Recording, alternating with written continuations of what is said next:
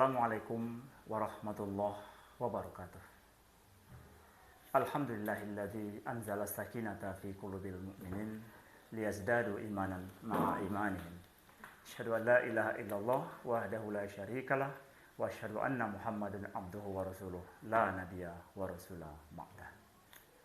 Pemirsa kaum muslimin dan muslimat dimanapun berada.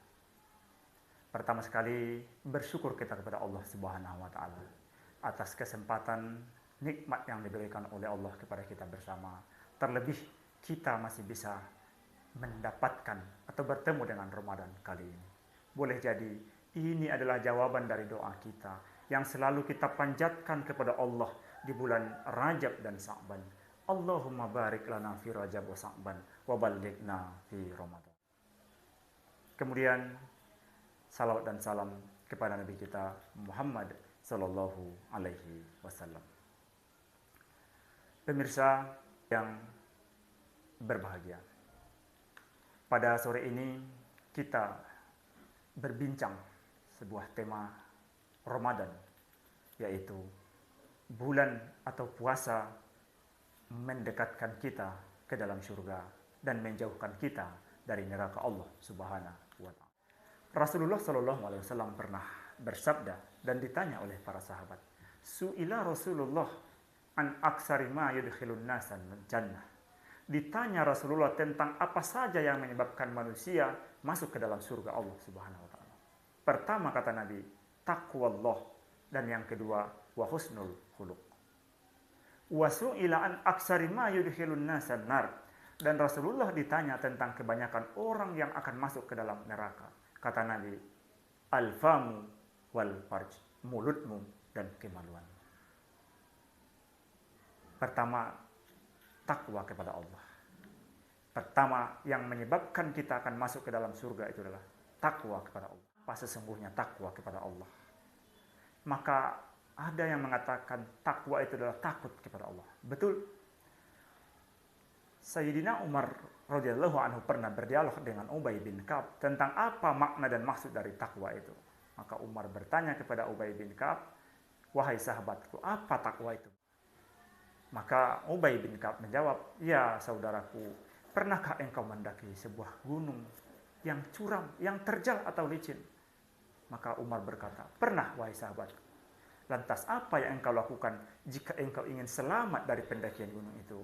Maka Umar radhiyallahu anhu berkata, "Agar saya selamat dari pendakian itu, maka saya harus hati-hati dalam memegang ranting-ranting atau sesuatu yang bisa dipegang, sehingga saya tidak tergelincir. Dan kaki saya pun harus berhati-hati dalam melangkah, sehingga saya tidak menginjak sesuatu yang membahayakan diri saya."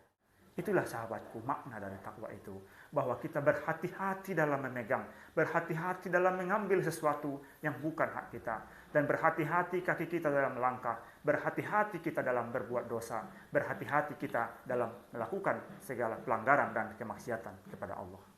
Maka kalaulah kehati-hatian seperti ini sudah ada dalam diri kita, mendarah daging dalam diri kita, bukankah inilah hikmah dari puasa itu sesungguhnya?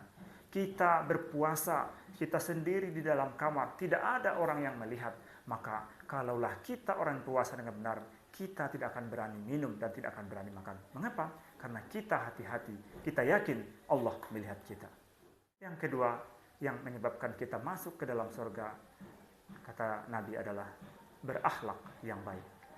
Maka bukankah puasa ini adalah kesempatan bagi kita untuk berbuat baik? Berinfak, berderma akan dibalas Allah dengan balasan yang berlipat di hari-hari bulan biasa.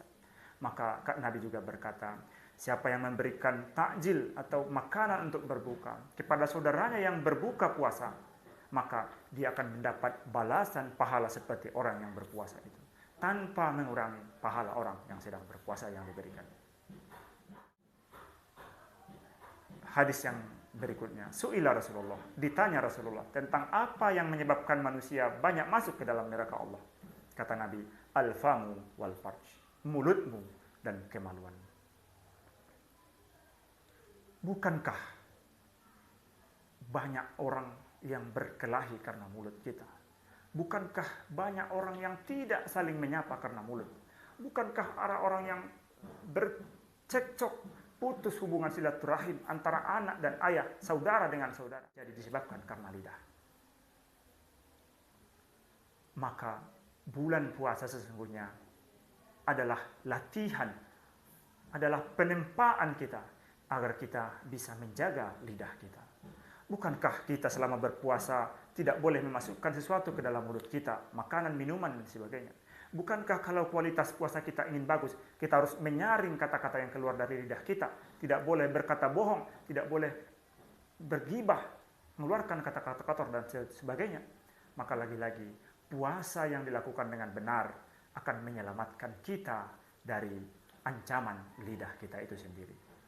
Lidah memang tidak bertulang, tapi kata-kata yang keluar dari lidah lebih tajam dari sabetan pedang.